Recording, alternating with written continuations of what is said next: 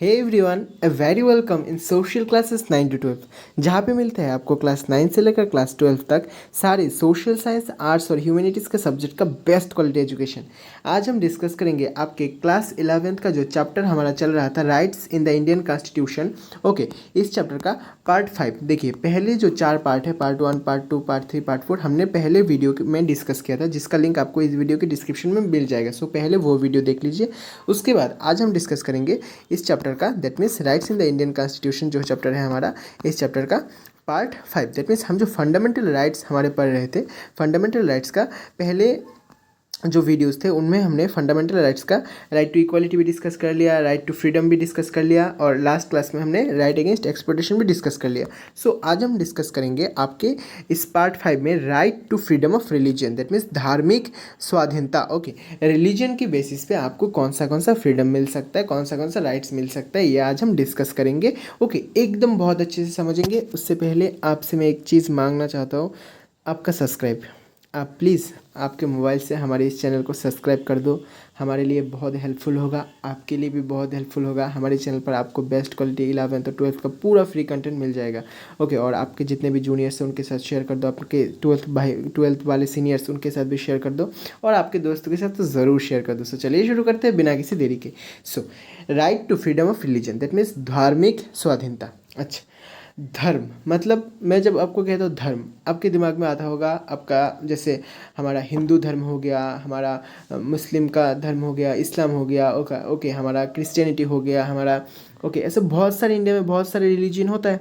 Okay, so India में ऐसे बहुत सारे रिलीजन होता है। ओके, सो इसमें से आपको फ्रीडम चाहिए होगा। ऐसा फ्रीडम नहीं मिलता, तो ऐसा होता है कि एक दूसरे को ऐसा बहुत कुछ कर सकता है। तो फ्रीडम कैसा है? पहला जो हमारा है फ्रीडम, और उससे पहले आप याद रखिएगा ये फंडामेंटल राइट के कौन से आर्टिकल के अंदर ये आपके फंडामेंटल राइट के आर्टिकल 25 से लेकर 28, that means right to freedom of religion article 25 से लेकर 28 तक पढ़ता है। दैट मीन्स 25, 26, 27 एंड 28, ये आपके पूरा फंडामेंटल राइट्स एकदम right to freedom of religion के अंदर आता है। देखिए, पहला आपका क्या है, दैट मीन्स आर्टिकल 25 आपका क्या कहता है।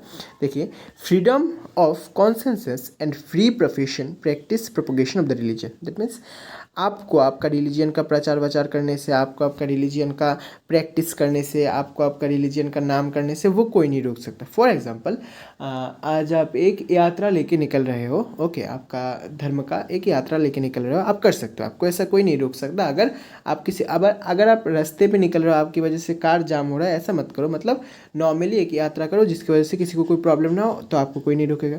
आप आपके घर में भजन कर रहे हो, आप आपके घर में कुछ कर रहे हो, आप आपके घर में पूजा कर रहे हो, आपको कोई नहीं रोक सकता। क्यों रोकेगा आपको? ये आपका फ्रीडम है। ओके, ये आपका फंडामेंटल राइट है। आप भगवान का नाम ले सकते हो, आप अपने रिलीजन जो है आप उसका नाम ले सकते हो, नो प्रॉब्लम, आपको कोई नहीं रोकेगा। ओके, उसके बाद freedom of manage religious affairs. Okay, आपका जो रिलीजियस का जितने भी अफेयर्स है, रिलीजियस का जितने भी जो चीज़ है वो आप मैनेज कर सकते हो, आपको कोई नहीं रोकेगा। उसके बाद फ्रीडम ऑफ पे tax for the promotion of the particular religion. Yes, आप पे टैक्स कर सकते हो, होता है ना, चंदा देते हो आप ऐसे बहुत सारे मंदिर के लिए, ऐसे बहुत सारी यात्रा के लिए, ऐसे बहुत सारे प्रोग्राम के लिए, पूजा पाठ के लिए, ऐसे होता है ना बहुत सारे, उसके लिए हम चंदा देते हैं। यस, ऑब्वियसली हम टैक्स पे करते हैं।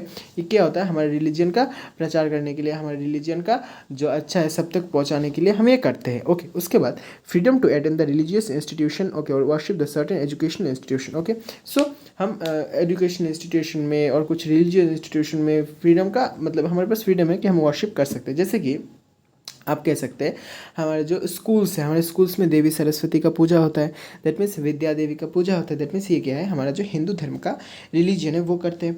लाइक मदरसस में नमाज पढ़ा जाता है, ऐसा होता है। सो ये राइट है हमारे पास, हम ये प्रैक्टिस कर सकते हैं। सो अब इसको हम पूरा एकदम डिटेल्ड में एकदम डिस्कशन करेंगे कि फ्रीडम ऑफ रिलीजन के अंदर क्या क्या होता है एंड कौन सा फ्रीडम हमको दिया जाता है right to freedom of religion के अंदर। ओके, सो चलिए शुरू करते हैं बिना किसी देरी के, जो एकदम डिटेल एक्सप्लेनेशन है।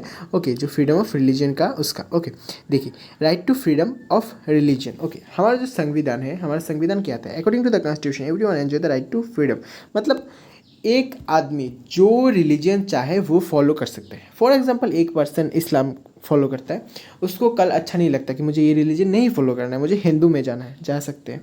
ओके, आपके पास पूरा अधिकार है कि आप अपना रिलीजन चेंज कर सकते हो और आप सनातन धर्म में आ जाओ और इस धर्म का दूसरे धर्म में चले जाता है, ऐसा बहुत सारा होता है। सो आपके पास ये अधिकार है कि आप जो रिलीजन फॉलो करना चाहते हो आप वो रिलीजन फॉलो कर सकते हो, इसमें आपको कोई नहीं रोकेगा, इसमें आपको कोई आपत्ति नहीं जताएगा। ओके, बट आपको कोई फोर्सफुली नहीं ले सकता कि ऐसे करो, फोर्सफुली इस रिलीजन से उस रिलीजन में चले जाओ, ऐसा नहीं कर सकता। आप अपनी इच्छा से जाना चाहते हो तो आप जा सकते हो। ओके, उसके बाद देखिए, freedom is considered as the hallmark of the democracy. देखिए, फ्रीडम मतलब स्वाधीनता डेमोक्रेसी का एक हॉलमार्क है। मतलब ये इतना पावर देता है जनरल सिटीजन को, मतलब पूछो ही मत। ओके ओके, तुम्हारी मम्मी तो तुम्हें नींद से उठा देती है सुबह सुबह, तुम्हारी मम्मी तो तुम्हें उतना पावर नहीं देती, बट डेमोक्रेसी तुम्हें बहुत पावर देती है यार, बहुत पावर देती है।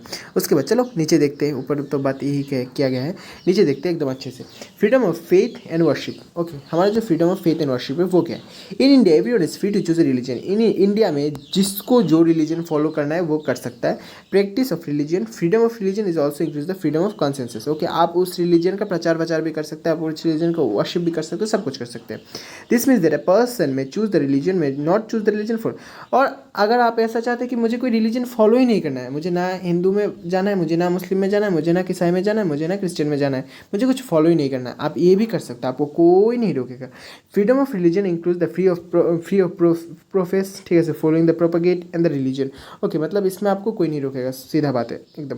Freedom of religion subject to the certain limitation. उसके बाद उसका कुछ लिमिटेशंस भी, आप कहेंगे लिमिटेशंस कौन सा लिमिटेशन, मुझे तो जो चाहता है मैं कर सकता हूँ। ओके, तो इसमें कुछ लिमिटेशंस है। क्या लिमिटेशन है? देखिए, government can impose the restrictions on the practice of the freedom of religion in order to public order, in order to protect the public order, morality and health.